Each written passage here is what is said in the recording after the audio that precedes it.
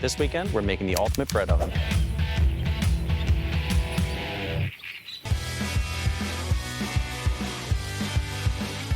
I'm Andrew. I'm Kevin. Welcome to Brojects.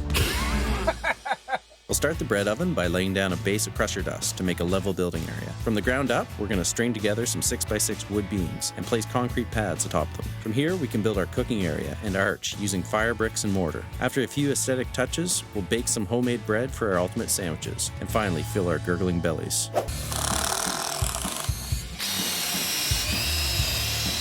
We are going to drill out holes in our 6x6 lumber and squeeze them together with some threaded rod. It's pretty beefy, and hopefully when the frost heaves it, it'll all heat it together evenly and it won't crack the oven. Now for the legs.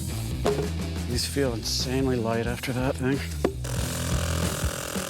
We essentially stack them in a bit of a crib, and it actually seems to work. We've got a fairly good foundation for this thing. Now it's on to the upper half. So next up, we're gonna build a couple forms for our concrete slab, stick them on top of our base. Then on top of that goes your fire brick and your red brick. We need something to reinforce this concrete because it's gonna be supporting a lot of weight. So we dug out an old steel mesh grill that we had kicking around. I think that steel mesh that we have will probably work. So we poured our 2 concrete slabs yesterday. They're gonna make up the base to the bread oven. They're fairly strong now, and we're just trying to move our giant concrete slabs onto the top of the crib, and now it's time to start putting on the bricks. We're gonna put red bricks around the perimeter. That's gonna hold our fire brick, which is the cooking surface inside. Mixing up the mortar, and it's like making sandwiches almost. This is probably the most difficult part of the whole project. Andrew's gonna start on mortaring this side and putting the bricks in place, and we'll see how this side goes, and we'll move on to the other side, do the same thing. We're having pretty good success, I'd say, so far. All the measurements seem to be lining up. With any luck, the lobster trap is gonna hold the weight of the arch, and we'll give it a day or 2 to dry and yank it out of there.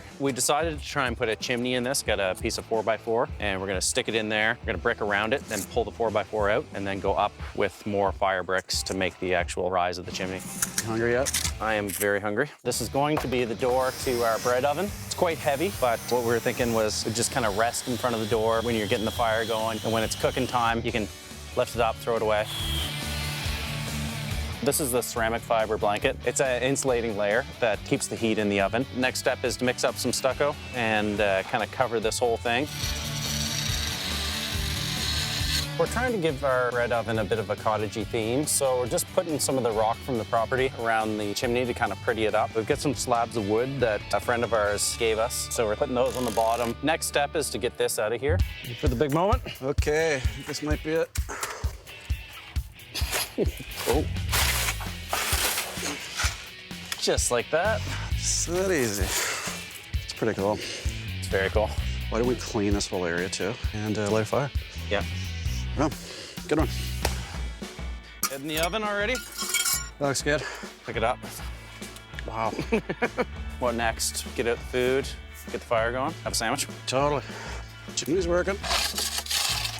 The bread oven turned out really nice. I think we both feel like winners after this one. The masonry stuff was kind of out of our wheelhouse, but I think we did all right with it. We basically used fire bricks and mortar. We used a lot of the natural elements from around. The bread oven looks great. Just the color scheme, when you look at it, it kind of blends in with the birch trees there. It's part of the cottage to stay. I love the look of it, and I think we're gonna use it all the time.